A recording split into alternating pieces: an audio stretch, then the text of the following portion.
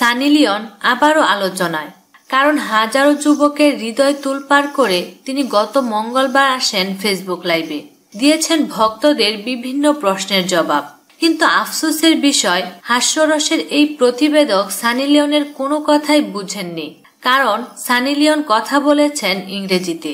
তবে এই প্রতিবেদক নাসরবান্দা, তিনি সানি লিওনের ইংরেজি না বুঝলেও সানির কথা কাল্পনিকভাবে অনুমান করে লিখে ফেলেছেন।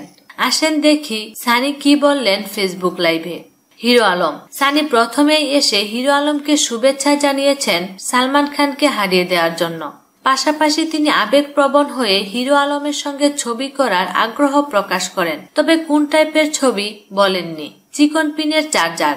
সানি লিওন বাংলাদেশে আসার সময় বেশ কয়েকটি চিকন পিনের চার্জার নিয়ে আসবেন, কেননা ফেসবুক লাইভে বাংলাদেশ থেকে তার কাছে অনেকেই চিকন পিনের চার্জার চেয়েছেন। তিনি অবাক হয়ে ভক্তদের উদ্দেশ্য করে বলেন, চিকন জিনিস এত কাজের, চার্জার না হলে বুঝতাম না।